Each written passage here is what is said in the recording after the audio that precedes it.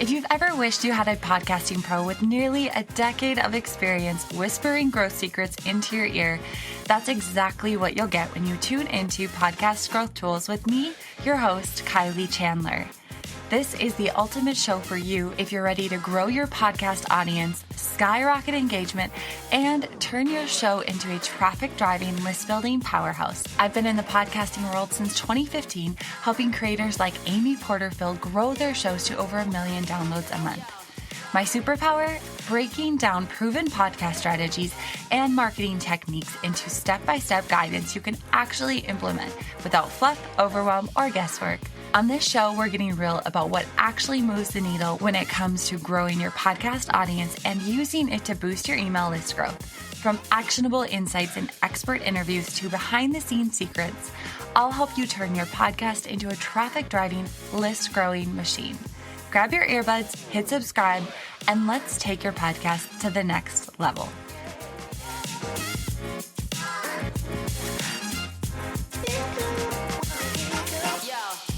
Welcome to another episode of Podcast Growth Tools. Thank you so much for being here. You are in for such a treat. So I had the honor of interviewing Cathy Heller. And if you don't know who she is, get ready for full body chills, probably some tears, and just absolute beautiful message for any podcaster. So Cathy is a podcast host. She hosts the podcast Abundant Ever After. She is also an online business coach and spiritual coach. And in this podcast specifically, we talk all about what it's been like to build a podcast from really just having a gut feeling like, that could be fun. Maybe I should try it, into millions of downloads, tons of super fans, a multi-million-dollar business. She is such an inspiration. She shares everything from how she built super vans to something that you need to be doing if you are not already doing it as a podcaster. We also talk about her new book, Abundant Ever After, which is such a life-changing book, and how she got some of the biggest names that we know on her podcast, including Matthew McConaughey, Deepak Chopra, Rainn Wilson from The Office, and so many more. This episode was so fun because Cathy and I actually have a history together. As you might know, I was her chief growth officer for a while. And so we got to jam out together, building things in her business, launching all of the beautiful things. And really, Cathy is such a wonderful human being. She has a beautiful soul, gorgeous energy, and I just know you're going to love it. So if you're feeling like you need a little pick me up, this episode is for you, and you are going to walk away with some really inspiring action steps that you can start implementing as you record your podcast episodes today. So thank you for being here. And of course, if you are interested in doing any kind of consulting with me, I do have a few openings. If you have a podcast that's a little bit more established, so not quite beginner, but you have a few episodes under your belt, you have a team, or even if you just have some consultants supporting you, I would love to chat with you. We can talk about how we're going to grow your email list and your podcast together. So go ahead to podcastmarketinghub.com/call. You can grab a free time. We'll hop on. We'll just chat through your goals and really put together a roadmap of how I could support you and then how you could really use proven marketing strategies to grow your email list, to grow your podcast simultaneously. So that is podcastmarketinghub.com/call if you want to book a free discovery call.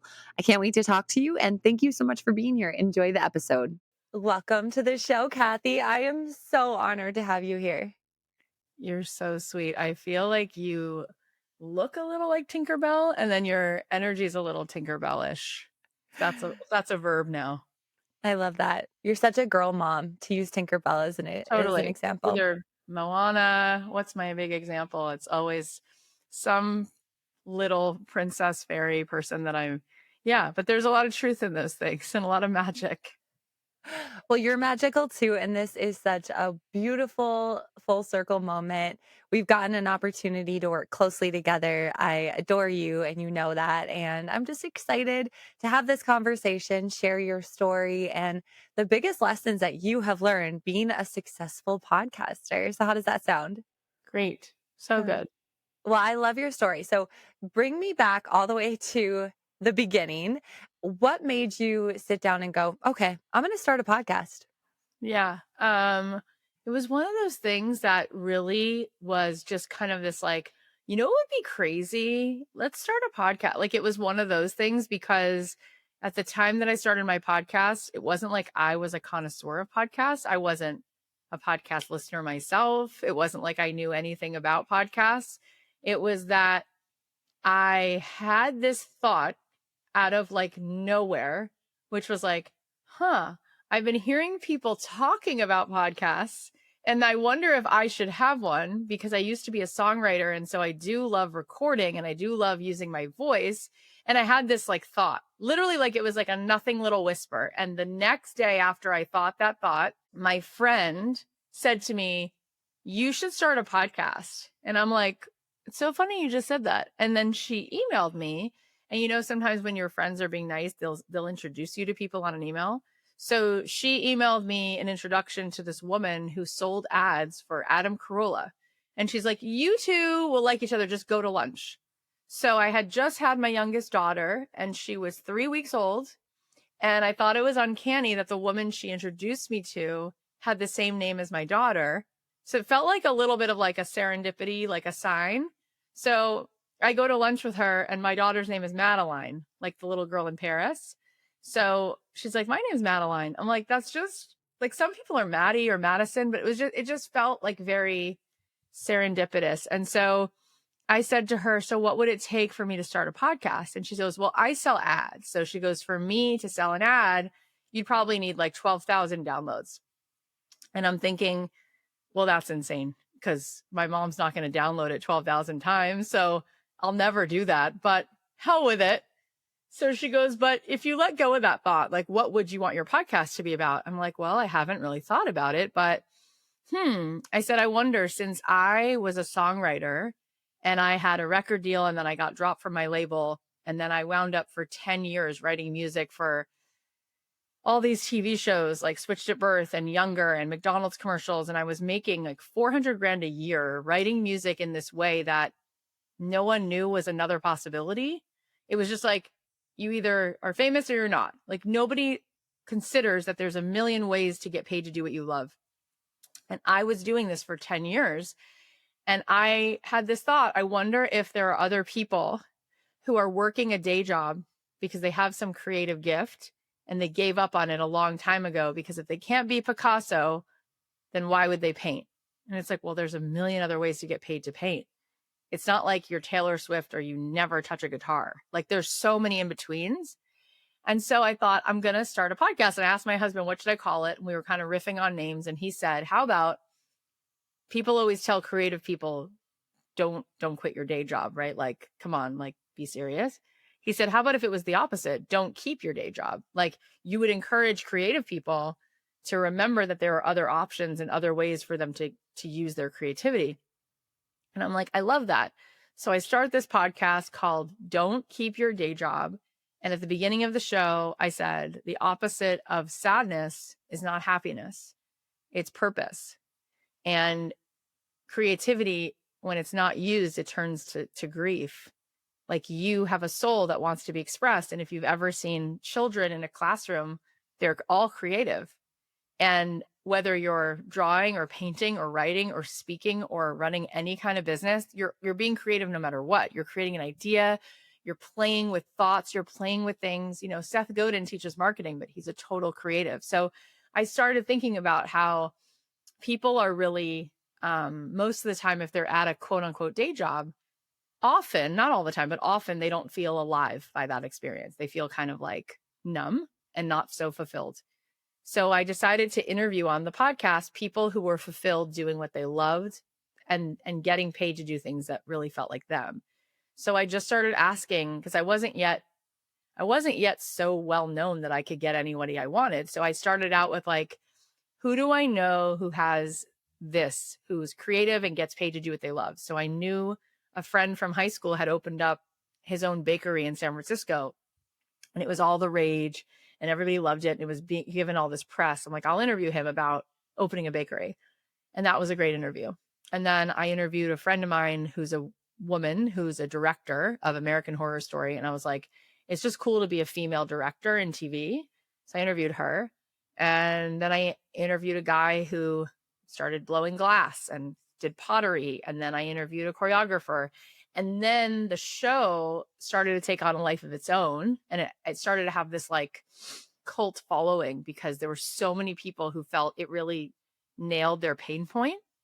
And it started opening up worlds for people in terms of what else is possible. Oh my God, I never thought of that. And listeners would write in and say, this one woman, I remember she lived in Baltimore and she's like, I am an accountant, but what I really want to do is floral design. And from listening to the podcast, she had the courage to do weekends at a floral studio. And 10 months later, she bought the floral studio and left her job. There were so many stories like that. And so the show really grew, and it was just a blessing because I'll say one last thing, which is when I started it, because my daughter was 3 weeks old and my other daughter was 3 and my other daughter was 4.5, I almost didn't start it because I had the idea. I met this woman, Madeline, for coffee. And then I almost didn't start it because I thought, there's no way I can take this on right now. I'm bone tired. I'm waking up breastfeeding. I don't have any extra time. And then I thought, well, I'm always going to be busy now because I have Mm. my hands full. So there's not like there's going to be a better time when I have 3 toddlers. It's like, it's never going to be, well, at least for a while, it's going to be busy. So then I had this conversation with my friend, and she said, what if you didn't do it perfectly? You just did it. And then you could at least get it done. And then I had so much fun doing it, like actually just recording the show and talking to creatives. And it was so inspiring to me. It was such a satisfying conversation to have that I was like, why would I not do it? And then it just never stopped. So that's kind of how it started. I love that story so much. And one thing that you are so good about reminding me is like, if it's not fun, we're not doing it. Yeah. And you know how podcasts aren't the easiest thing to do. And so I always come back to that and always, even with my clients and things, I'm like, let's make sure we're having fun with this. How Right. can this be fun? Because it's such a creative outlet. So I love your story for that. So, what do you think? What would you say? How has a podcast changed the trajectory of your life and business, I Kathy? mean, the amount of ways that it's changed my life is so uncanny that it almost seems like I'm talking about like a fairy tale because it really, because what happens is a lot of things. First of all, you don't realize when you're starting a podcast that it is an incredible vehicle for you to be authentic. Like, meaning you're recording yourself and you're talking to someone, let's say for an hour, and you realize like I'm not overly editing myself, which means I'm actually giving myself this vehicle to just like be myself in the world, which is in and of itself a very special, rare, gratifying practice. You're not overly thinking about what you're saying. You're just having a beautiful long dialogue. And I think that's why podcasting is so special, because if you're just watching something for 30 seconds and it's a reel, you don't really get the full scope. But when people have great conversations, so much happens in a conversation where you just let the conversation flow. Sometimes you cry, sometimes it goes in a direction that just helped you discover something about yourself. And so, one of the main ways is who I became and who I keep becoming just having a podcast. And whether you sit across from other people who are regular, great people, or you sit across from famous people or authors, having long conversations with people is like a masterclass in humanity.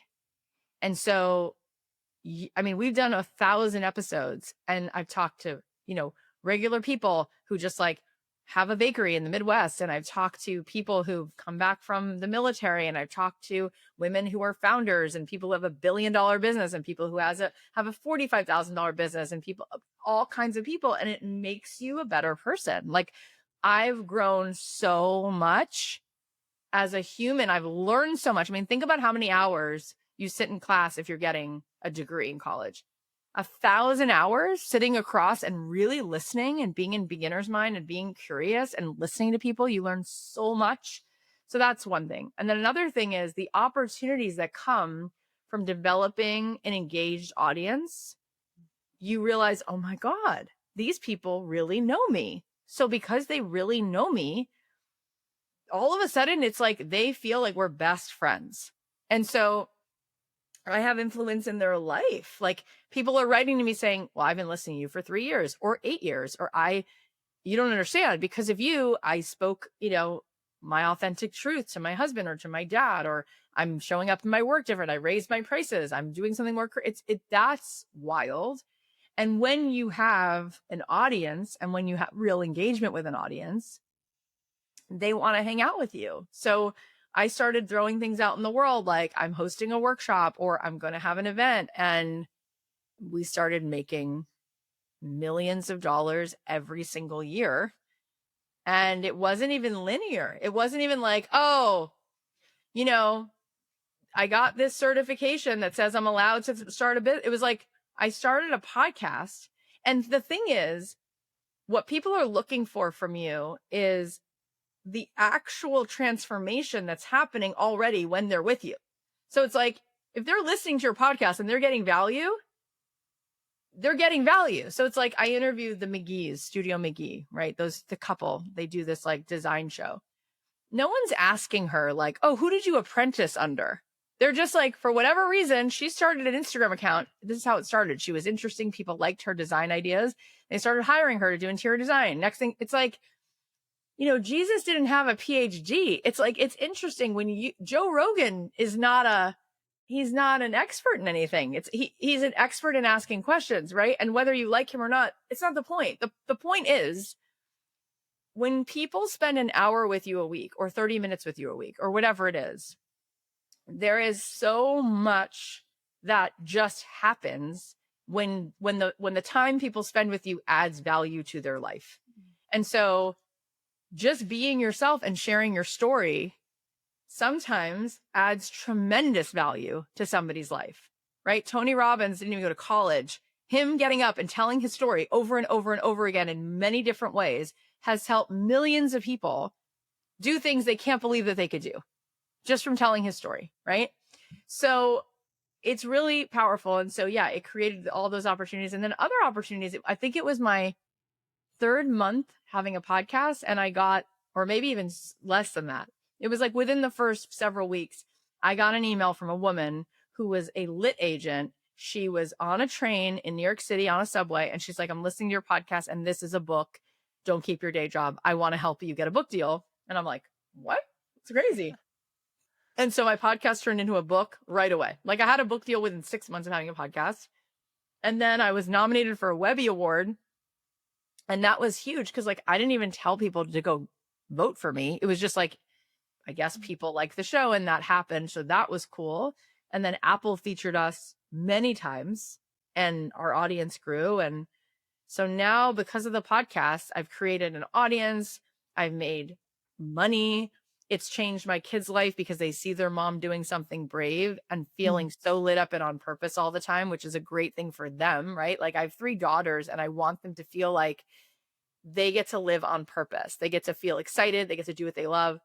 And it also lets us fly first class. And it lets us be a steward of wealth in the world and invest in other people's businesses and give money to charity. And that's really, really cool. And also a big responsibility. And also another reason to stretch and become more of a leader. And all of those things are really amazing because they help you become more of who you're capable of being. So yeah, it's completely changed my life. And the last thing is the friends I've made, like other podcasters or places I've been invited to come speak, who I never would have even met this person because they live in a different continent, but we met through the podcast. So it's really endless. It's really endless how it's affected my life. And I never would have thought that the podcast would affect my life like that. Seriously, because I knew nothing about it. I didn't know anything about tech. And you know what else? It teaches you your own resourcefulness because you figure out those things as you go and you find a way to do it. It's not rocket science. Yeah. That's so beautiful. And what I keep hearing over and over is like, it helped me grow. grow, grow. And that's what it does. And it's so Yeah. fun because Patrice Washington said the same thing when I talked to her. And it's like so fun to be on the other side and creating a podcast because I already feel that. I'm already experiencing that just a couple months in. So I love it. So let's talk about creating super fans because, and maybe you already spoke to this with what you just answered, but you do have you have such a beautiful community of super fans who adore you, adore your podcast. What are you doing within the podcast and promoting the podcast to create those super fans and to continue to serve them? I mean, I think the most important thing that people forget is like the biggest strategy is your energy. And what I mean is like, I think it was John Cleese in Monty Python, and he said, people don't pay attention unless you make them uncomfortable. And when you hear that, you're like, oh, that sounds a little icky. But what it really means is don't be vanilla, like tell the whole truth. And truth is both sometimes sobering, but really powerful. And I think that people feel actually patronized most of the time because if you think about a movie that we've all seen, I think we've all seen this, Dead Poet Society. And if you haven't seen it, go watch it because it's wonderful and it's such a good movie. Robin Williams in that movie is a teacher at a prep school, and Ethan Hawke is one of his students. And it's such a good movie. But when he comes into that classroom, the other teachers warn him, so to speak, and say, these kids are, they don't get it. Forget it. Don't even try. And he isn't willing to talk to people on a superficial level. So he has more respect for what's actually underneath and inside of all those kids. And so he calls them forward to a higher part of themselves, and they immediately get it. And I think that what we do is we want subconsciously to belong and fit in. So we won't be fully vulnerable, or we won't be fully expressed, or we won't really tell the truth, whatever the story is. But truth is really liberating. And so when I started my podcast, like my very first episode, somebody gave me the advice, which was your first episode, you should say what people can expect from the show and why you're doing it. And I thought to myself, okay, I'm probably going to hit record and record for 3 minutes. Like I couldn't think of how long that could possibly be. And I decided to tell the truth and let myself just talk. And I wind up telling this story right in the moment, as most things happen to you in the moment. It's like you don't plan when you go see your best friend what you're going to say. You're just in the moment. So I start talking and I'm like, my mom suffered from depression when I was growing up. And she was a really good and a really talented performer. And when she was in high school, she was voted most talented, but she never used her gifts. And she got depressed. And my parents had a horrible marriage. And my dad left the marriage. And my mom was so unhappy. And I start getting teared up. And I was like, the reason I'm doing this podcast is because I don't want your dreams to die inside of you. And I don't want you to suffer from feeling sad and as if you're invisible because you have all this to give the world and you just put it on a shelf collecting dust. It's a mandate. You must share your gifts with the world. And I finished recording and I was like, wait, maybe I said too much. Maybe that's too much. Like, maybe I shouldn't put it out there. And then I showed it to my friend and he listened and he goes, no, you should totally put that out there because that's so honest. That's your story. And it's why you just shared that it was for you a non-starter. Like you were of course going to follow music. And even when you got dropped from the label, you were going to find another way because it felt like a cautionary tale to wind up feeling this feeling of, I missed the train, which is how my mom used to feel.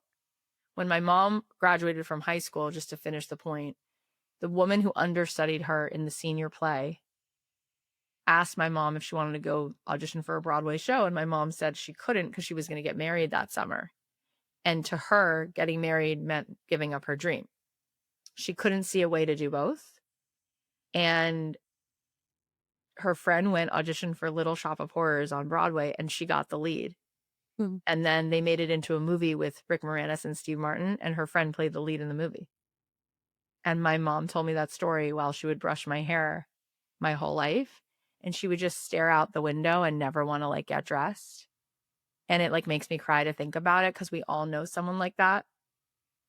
And Ethan Hawke actually, some people are like, who's Ethan Hawke? Because you're all younger than me, but he was in a Oh, movie no called way. Reality Bites.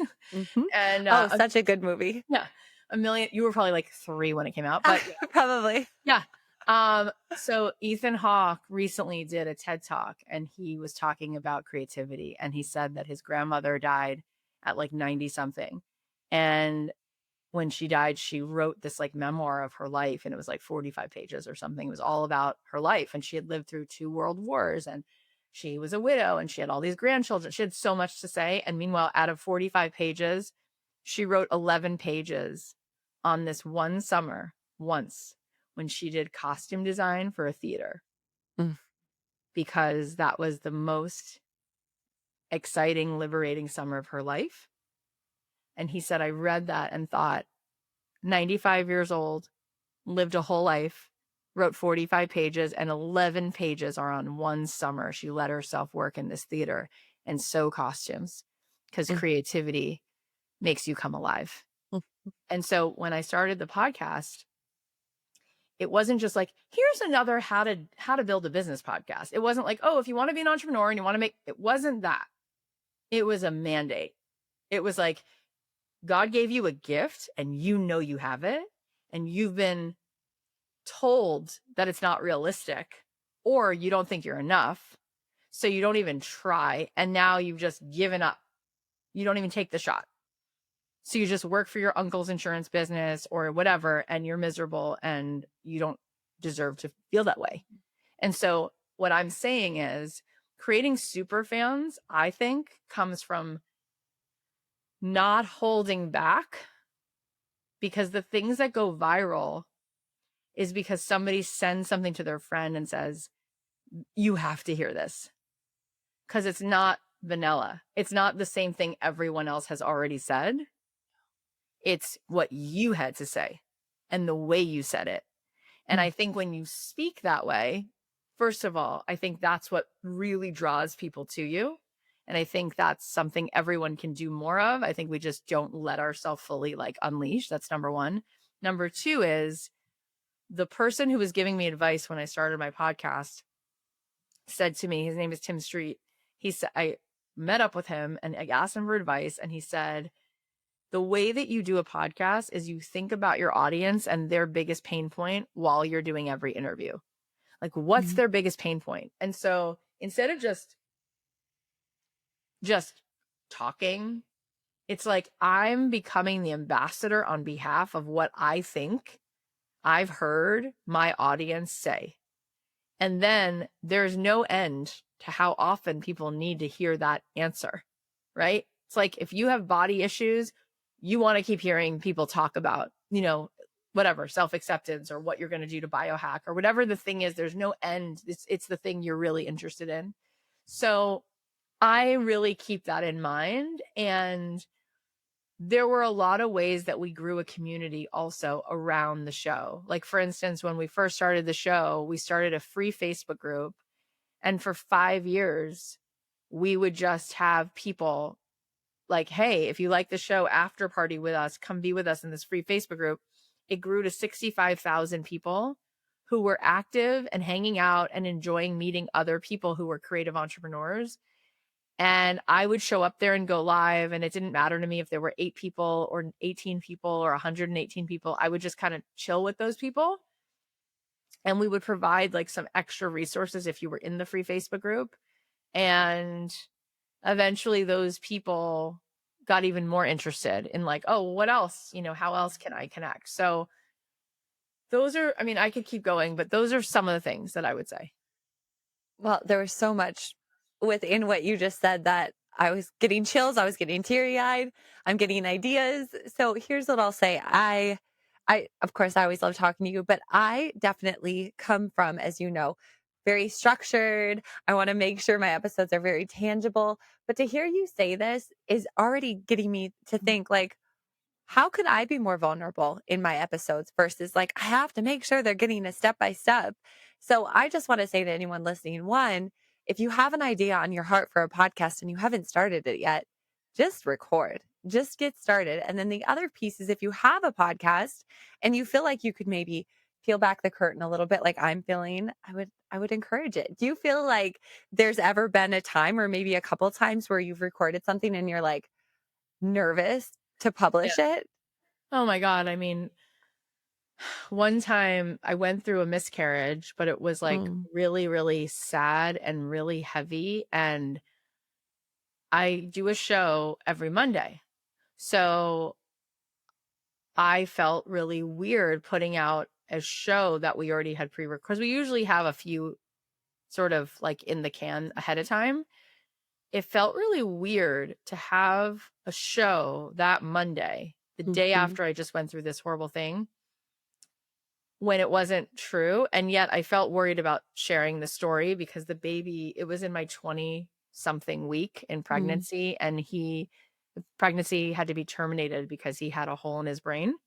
And so it wasn't as mm, simple as the sadness of a miscarriage, which is already sad enough. It was mm, like multiple layers of complex, and we tried to save it for several weeks. And eventually it was just like, this was getting worse and worse. And then I just knew this is what was next. Is like, I had to go into the hospital and go through this thing. mm, And so I felt really sad and also worried that people would judge me, and also worried that people had gone through this and they would be triggered, or it was so many things. So what I did is I told myself, I'm going to record this podcast and I might not air it. I'm just going to record it for me. And I started crying and like breaking mhm, down halfway through. And it was shorter than other podcasts. It wasn't a whole 30 minutes. It wasn't a whole hour. It was like 20 something minutes. And then I thought, I'm going to sleep on it and decide if I'm going to air it. And if not, I'll air one of the old ones with just a quick intro that says, hey guys, I'm going through something. This was recorded before. I just want to be honest. Like, this isn't the same jolly energy I have right now, but I mhm, don't feel like sharing, and maybe whatever. I decided to share the episode, and mm, I'm so glad that I did, because I wouldn't say thousands, but I would say hundreds of people wrote in and said that it really actually was cathartic for them because they had been through similar things, or they just felt like so grateful that it gave them that kind of insight into ways they could be there for themselves with other things they had gone through. mm, And then out of nowhere, um, Gabby Bernstein and I were scheduled to do a podcast because she's been on my show a few times.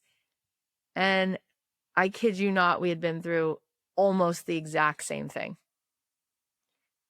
And she's like, I just heard your thing.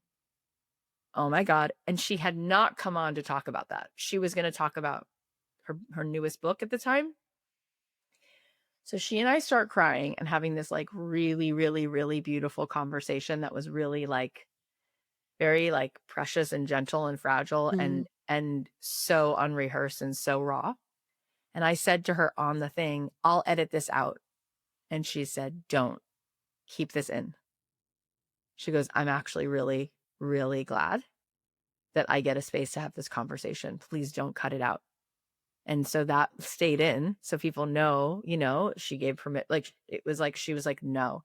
And then that conversation came out whenever it was supposed to, several months later.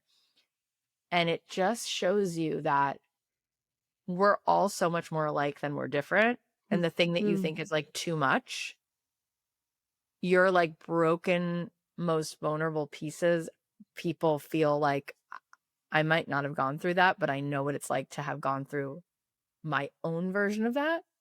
And the mhm, fact that you could share that helps me. So, I mean, that's the first one that comes to mind. And I won't go into lots of others just for the time purposes. But then there's many others that have to just do with like, oh my God, I can't believe I just said something that's now political and people are going to freak out. And it's like, it would be like, it would maybe ruffle feathers, but like in a good way. Like, it would be like, oh my God, I can't believe you said that. And oh my God. And I was like, wow, like, it was really interesting. That was also really interesting.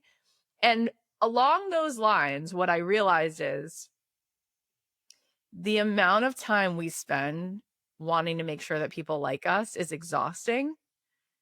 And when we just set ourselves free and we let ourselves say the thing that we're like, I can't believe I'm going to say this, but I am, even when people don't like what you said, the right people are actually impressed and stick around because they can handle the fact that they don't agree with you on everything. And think about you. Most of us follow and read books from people who, like, maybe we have 15 things in common, but not 18 things in common. And it's like really bright, cool people are like, at least I know that you're authentic and I know where you stand. That's cool. We don't have the same face. So why would we have the same thoughts? Mm. And so it really becomes another opportunity to allow yourself to let go of needing to be liked and just be yourself. And honestly, there's no amount of money that can make you feel as good as the freedom that you let yourself be authentic, and you let people make their own decisions and you don't try to control how people think about you. It's Oh. really kind of beautiful. And then you like let people be. You're like, I'm okay with the fact. Like today, it is rare, but this woman sent me a note and she was like, "Oh my God, I heard you trying to." I was talking about dopamine and serotonin and other chemicals in the brain, and I'm not a scientist, and I never said that I was. She goes, "And you mispronounce one of these words, and like it just shows that you're a fraud and this and that." And I was Oh. thinking, like, it's amazing that she's, whatever. But I was thinking, I was literally, my team had already like handled it. But I was like, oh, I would have written back and been like, "Thank you so much. Clearly, this comes from love. You're really passionate about this. Like, it's okay. The fact that you decided to, for whatever it is, that's your perspective, and it's okay with me. I don't have to convince Mhm. you." I guess what I'm saying is I've really gotten to this place where like it actually really doesn't bother me. Like it's really liberating. I swear. I don't just say that. I'm like, "Oh, so and so said she doesn't like me. You guys went to lunch and she hates my show." Well, it's weird that you told me that, but it's okay. I don't know that I would like my show either if I wasn't me. You know what I mean? Like, that's fine. So it's really kind of cool. Like, Mhm. I would definitely say just keep saying that the better the show is going to be because you said the thing you're like, "Oh my God, did I say too much?" That's usually going to be your most downloaded show. Well, and I mean, it just goes to show because the amount of super fans that you have to the few people who it's going to happen with every show. You're going to have super fans and you're going to Of have a handful of course. people who just don't like the taste of your lemonade, and you know what? That's okay. And but if they're showing up to listen, they're showing up to listen. That's on Totally. them. But I love that, and I think that there's so many beautiful lessons in that, and that's a great thing about podcasting is we can just show up and be our authentic selves and have this platform to be able to do that. So, well, I want to switch gears a little bit because you are very well known for having these big podcast names or these big guest names. I mean, we're talking Deepak Chopra, Matthew McConaughey, Rainn Wilson, the whole Office staff, which you know I'm a big Office fan. So, how do you go about getting them on your show? I mean, what's interesting is like there really isn't a strategy. It's not like I could say, "Oh, well, you email this publicist and then she's gonna." I think the truth of the matter is all of those people came to us once our show was at a certain place. you know, they're not doing you a favor. They're wanting to get in front of a decent sized audience, and their publicist is saying, "These are the 40 podcasters that you need to go on because they have an engaged audience. And so you should do the rounds of people who would buy your book or watch your show or whatever." So it's not like I take it personally. "Oh, they love me, so they want to be on my show." It's that they want to be in front of that audience, but it's fine because I want to have them on and I don't care Mhm, what makes them want to come on. It's totally fair. And what is fun is that it's such a surprise. Like if I would have told my seventh grade self, "You're going to interview Ralph Macchio, you're going to interview Andrew McCarthy." These were the celebrities when I was a kid. They were in movies like Karate Kid and Pretty in Pink. I've had them all on my show, right? Like, um, it's just wild. Like, really, like the ways in which my show has led me to, I wear Bobbi Brown makeup, and like Bobbi Brown was one of the first big female founders that I had on, and she was so easy to talk to. And then she sent me a bunch of free Bobbi Brown makeup, which I would have bought anyway. And this woman, Tamara Mellon, who created Jimmy Choo's, like I hadn't even bought a pair of Jimmy Choo's yet at the time when I interviewed her because they were like $1,200. But I was like, there I was having this amazing conversation with her. That her story is wild, by the way. But yeah. So how did they come on? What I often say to people is like, when you're in love with the thing you're doing and you're doing it for its own sake, not the outcome, first of all, you'll have a lot more fun because you're not worried about the outcome. Because you've probably talked about this, but they might still say it like this. There's something called pod fade where people start a podcast and then they don't even keep making podcasts after like 10 episodes because they just kind of assume, well, I'm not getting the download, so it's not worth it. But Ed Sheeran didn't get a single his first 4 songs. Like, it takes a minute. And so if you're doing it for the outcome, you'll probably give up. But if you're doing it Mhm. because you just love the craft and you want to get better at your craft and keep going and keep writing and keep doing whatever your craft is, what happened with me is what eventually happens, where it's like the show becomes something bigger than you, and then people come to you and want to have you on. So, I mean, we've done things where, like, to see if we could grow the podcast, maybe we will hire a booker, someone who tries to book people on my show. And it's not like it doesn't work at all. Like, basically that's kind of the equivalent of me hiring a publicist when I had my book come out. It's kind of just like some box you check when you're about to put a book out. You usually, like, you've already spent the time and had a book advance, you may as well get a publicist. And it's not like it doesn't work at all. It's just that ongoing, you wouldn't want to be like, oh, the way that I get guests is by I hire this woman to get me guests. And the good news is, like, let's say I worked with this woman for 6 months. It was like maybe she brought 3 people on, right? Mm. And so by and large, it's really when things start to become viral and they become a thing, other people will find out and know about them. And we've always been ranked in the top 200. Like, I think we moved from the business category into the spirituality category. And in our category, I think we're like number 5. And when we were in business, we were probably like number 68 or something like that. Maybe higher if you like narrowed it down to entrepreneurship. Maybe we were like 12 or something. I think that also people look through charts, and we can talk about like the charts and what gets you on the charts, but ultimately the content gets you on the charts. Like, you can try a lot of strategies, but it just has to be really good content. Mm. Absolutely. Well, I want to talk about your new book, and it is so good. Oh, you have it. Yay. Have it. Yeah. It was really fun to write, and it was such a gratifying process to Mm. put it out in the world. Ah, so it's called Abundant Ever After. Talk to us about that process, or what brought it to life. Well, it's really so much of what we were saying, because when I wrote a book based on the podcast called Don't Keep Your Day Job in 2019, right before the COVID pandemic. And so it came out right before 2020, at the end of 2019. And then the next book deal I got was another purpose meets business type book. It was going to be called Made to Do This. And it was like, what were you made to do? What's your assignment? And how can you really like flourish in the thing you're made to do? And along the way, I kept feeling like I was really ready to write from a different part of myself. And as I was having all these conversations with all of these entrepreneurs, these creative entrepreneurs on my show, it was uncanny how everybody had, like, what put them into flow state. Everybody had a conversation about whether they did meditation, or whether they, love to be in nature and mountain bike, or whether they got into spirituality of some kind. And it was just amazing that those were the threads in the conversation that led people to. And then I wrote the script. Then I had the idea for the book, then the podcast, because there was more of me. And I think resonance, right, is the thing that most affects people. Feel the greatest compliment you give someone is like, you have great energy.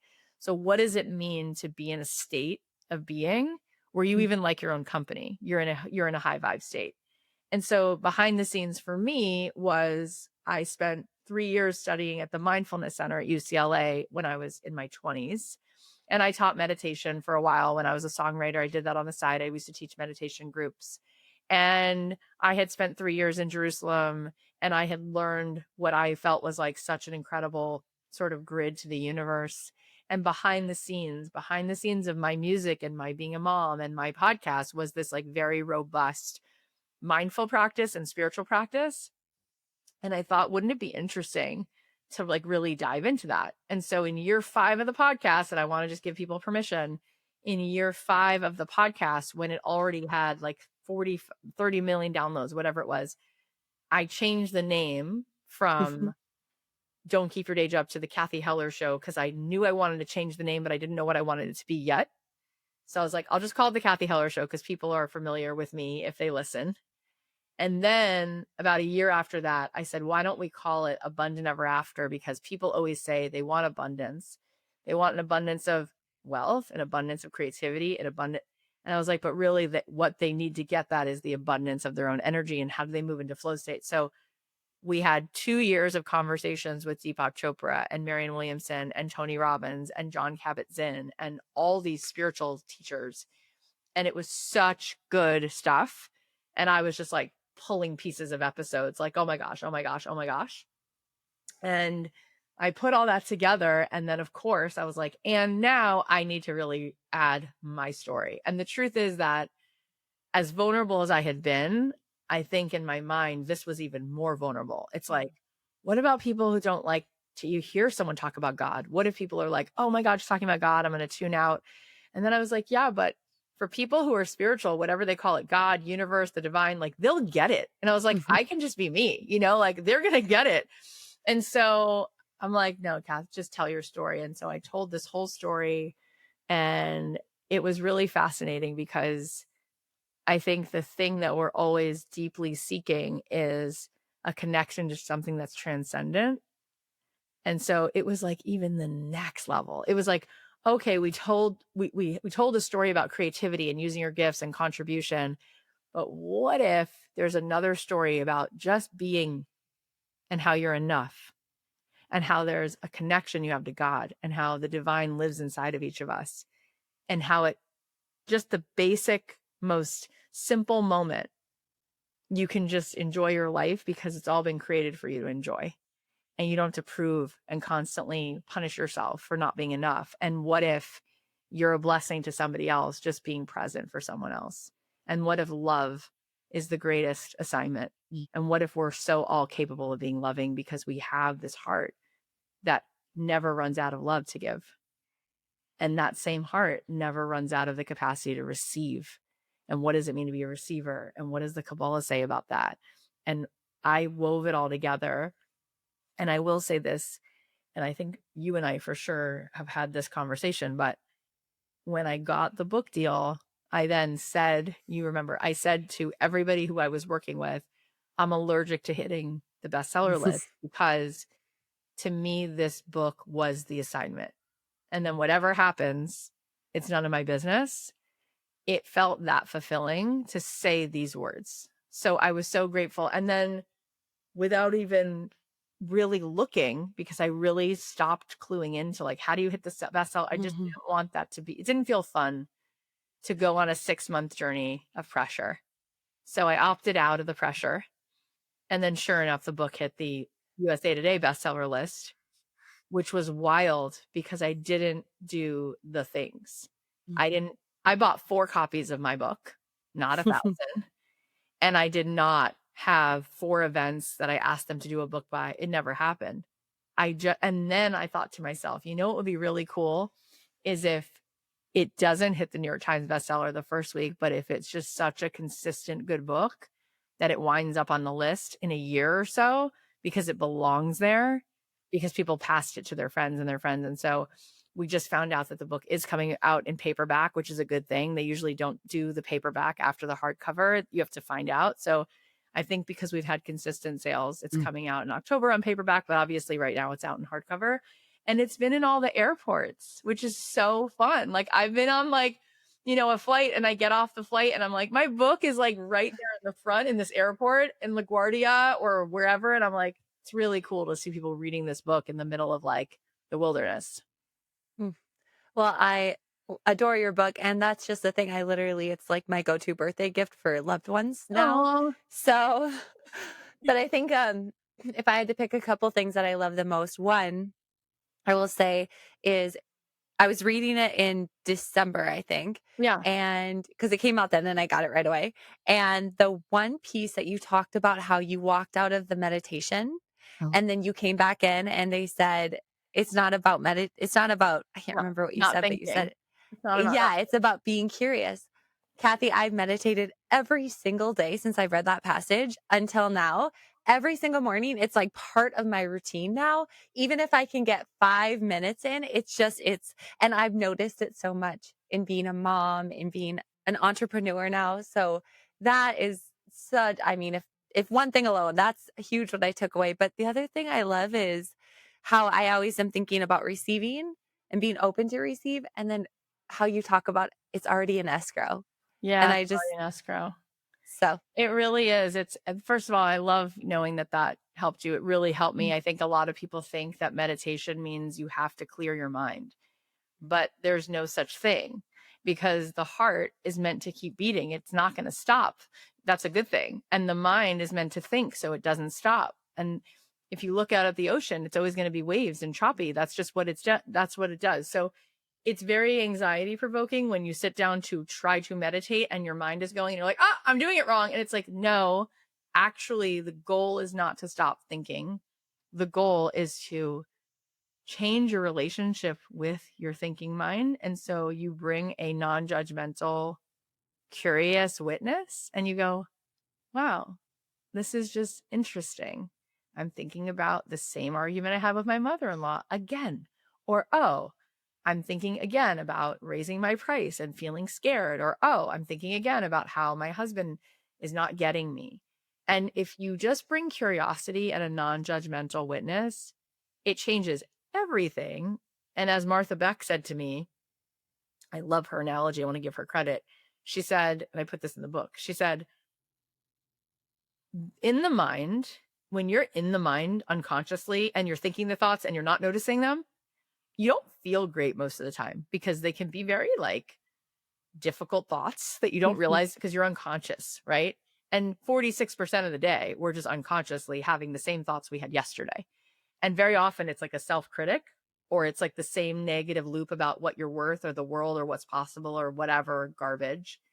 And she says that's like standing in a blizzard. It's very uncomfortable. She said, but what if you're not standing in a blizzard? What if it's Christmas morning and you're in the living room with the fireplace on and you're looking out the window and there's a blizzard? mhm, Then it's beautiful.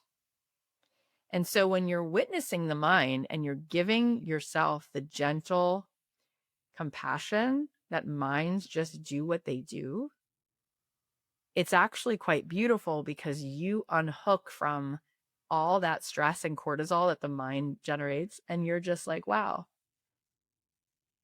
I'm the observer of this mind. And then what I like to teach, right, is like, you can say, so what is my next thought that I'll select? What thought would I choose then? Because thoughts are not facts.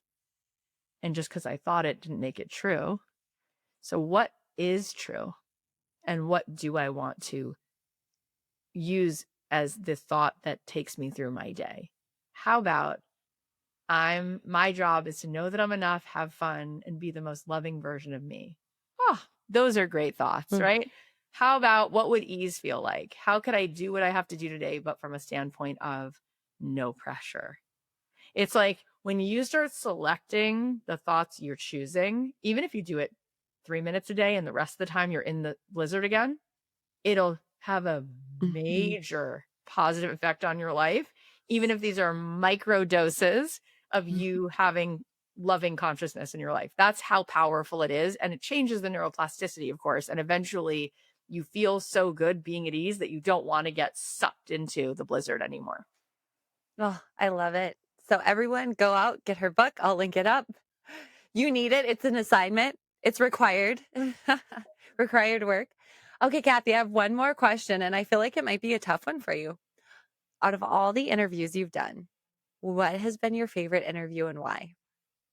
I've had so many like mind blowing interviews, but I will say when I interviewed Deepak Chopra, one of the reasons that that comes to me is because number one, he was so not intimidating, Mm, which makes sense because when people really are enlightened, they're really loving. Number one. Number two, he said something to me. I put this in the book and he said, say, I am Cathy Heller. So I said it and I was like, this is so weird. And then he said, now say, I am Cathy. So I said it and he said, does that feel different? And I'm like, a little. He's like, doesn't I am Cathy feel a little more free than I am Cathy mm, Heller in your body? I'm like, yeah. He goes, now try this. Just say I am. mm. He goes, how Chills. does that feel? And then I started to cry. And he goes, that's you, Mm, not the role you played, not what people expect from you. And that's who you've been, he said, since you were conceived. Just this really pure, loving presence. And that's at the core of all of us. And it's a really powerful teaching. So it really left it embedded like into me. And yeah. well, we're gonna leave everybody with full body chills now. Ah. Oh, that's so beautiful. Well, Cathy, tell my listeners where they can come hang with you, where they can find out more about you, all the good things. All the good things. You can hang out with me on my podcast, Abundant Ever After. You can read the book. And if you go, I think it's cathyheller.com/book that gives you, and I feel like Kylie, you were involved in making this page and making it really pretty. I feel like she's like, what she goes, can I check before you throw me under the bus? Cause I did, because she goes, I'm only going to take credit if it's gorgeous, but I feel like you helped with a lot of things. And you also, you're so brilliant. I just have to say, when I first met you, the amount of ways you expanded my mind into what's possible was mesmerizing. And that alone, just that conversation alone, like blew me open. So I just want to say that. Mm, Also, anybody who's lucky enough to listen to you or consult with you is doing the right thing. mm. And you can also find me on Instagram and you can buy the book wherever you buy books. Oh, well, Cathy, thank you. I love you so much. Thank you for being here. You're I love what you're lovable doing. beyond, and that you're so good at what you do, and you make so much space. And thank you for asking such good questions. Yeah. All right. Well, thank you, Cathy.